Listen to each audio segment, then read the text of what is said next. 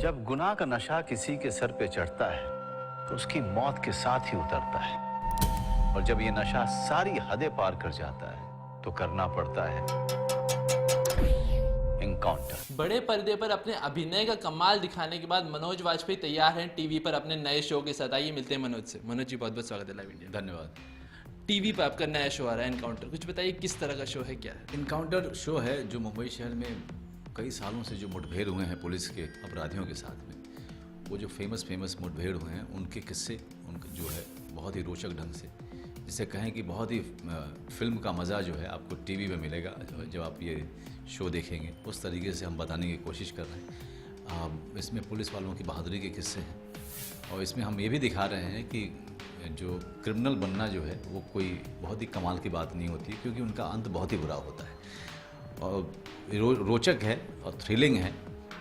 Film का मज़ा television पर देने की कोशिश है, और आशा करते हैं आपको बहुत मज़ा आएगा। जब गुनाह का नशा किसी के सर पे चढ़ता है तो उसकी मौत के साथ ही उतरता है, और जब ये नशा सारी हदें पार कर जाता है तो करना पड़ता है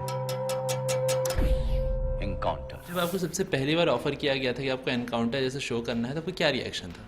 नहीं, जब मुझे सारे शो कॉन्सेप्ट बताया गया, उसका एक प्रेजेंटेशन दिया इन लोगों ने, तो पूरी तरीके से जब मैंने देखा तो मुझे बहुत ही कमाल का लगा। मुझे लगा कि, और जिस तरीके से ये लोग मुझे चाहते थे कि मैं एंकरिंग करूं, वो एक नया तरीका था। तो मुझे लगा कि ये करना चाहिए। और अंत समय तक, जैसा कि मैं बाकी आपके दोस्तों को भी बोल चुका हूँ, अंत समय तक मैंने पैसे की बात नहीं की थी इनसे, क्योंकि मैं उस शो को तैयार करने में ही लग गया था।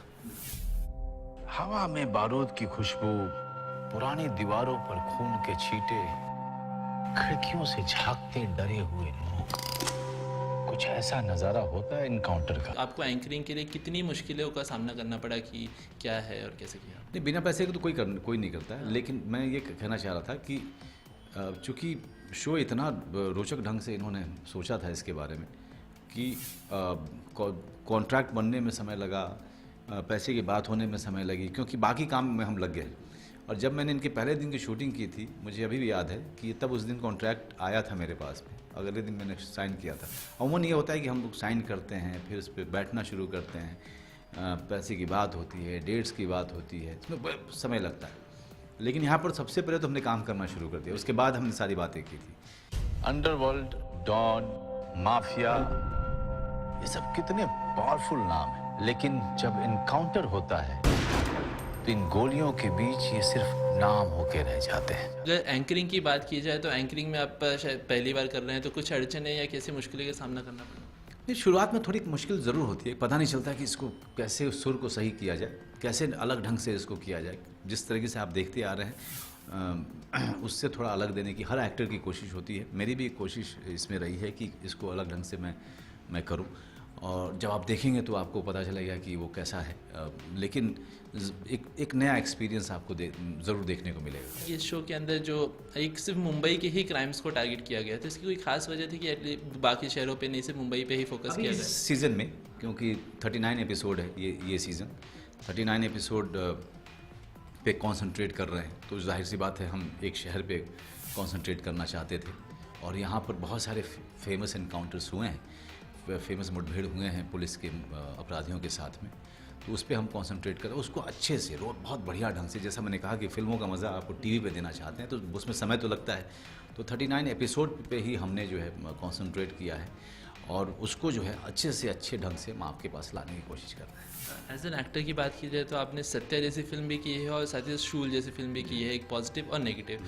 अब आप सूत्रधार बनकर आ रहे हैं, तो कितना मतलब किस तरह से आपका क्या नज़रिया होता था इन सारी चीज़ें? मैं तो सिर्फ दादी माँ की तरह किस्से बताऊंगा आपको, और उसी ढंग से आराम से किस्से बताऊंगा दर्शकों को। दादी माँ जैसे लिंक करती है कहानियों का विजुअल, जो कहानी में जो विजुअल है वो आपको क्रिएट कर देती है, बिना उसमें बहुत ज़्यादा ड्रामा ऐड किए हुए।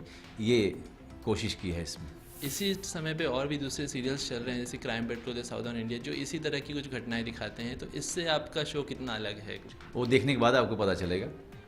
चूँकि एक दो शो तो क्राइम शो सोनी ही अपने चैनल पे लेके आता है, तो वो भी कुछ अलग करना चाहते थे इस शो के साथ में, तो उन्होंने बहुत कोशिश की है, बहुत मेहनत की है कि ये शो भी जो है बाकी शोज जो वो चैनल पे आते हैं उनसे बिल्कुल अलग हो। हवा में बारूद की खुशबू, पुरानी दीवारों पर खून के छींटे, खिड़कियों से झांकते डरे हुए लोग, कुछ ऐसा नजारा होता है इनकाउंटर का। आपने फिल्मों में भी काम किया है, टीवी में काम किया है, आपकी नज़र में आपको ज़्यादा मुश्किल या आसान कौन सा रोल लगता है? मुझे तो सबसे ज़्यादा लगता है थिएटर में काम। जब मैंने थिएटर किया था तो मुझे लगा कि इससे टफ काम कुछ हो ही नहीं सकता है। उसके बाद टीवी है। टीवी में हर दिन काम करना, वो इतना स्ट्रेस होता है क्योंकि हर दिन शो आते हैं, डेडलाइन का चक्कर होता है। आप कहीं से भी जो है आप टाइम वेस्ट नहीं कर सकते हैं। फिल्मों में फिर भी लग्जरी है कि हम एक फ़िल्म करते हैं एक समय और वो 50 दिन देते हैं और तब भी बहुत ही ईजी रहता है। तो जाते जाते आप अपने फैंस और दर्शकों से क्या कहना चाहेंगे 11 अप्रैल को एनकाउंटर? 11 अप्रैल को फ्राइडे सैटरडे संडे रात के 9 बजे देखना न भूलें। एनकाउंटर एक अच्छा रोचक शो जो आपको कहीं से भी निराश नहीं करेगा, सोनी टीवी पे। मनोज जी, बहुत बहुत धन्यवाद हमसे बात करने का। उम्मीद करते हैं कि का शो काफ़ी सफल हो। तो ये थे मनोज वाजपेयी जो बता रहे थे अपने नए शो एनकाउंटर के बारे में। कैमरामैन कमलेश मिश्रा के साथ आशुतोष बड़गैया, लाइव इंडिया, मुंबई।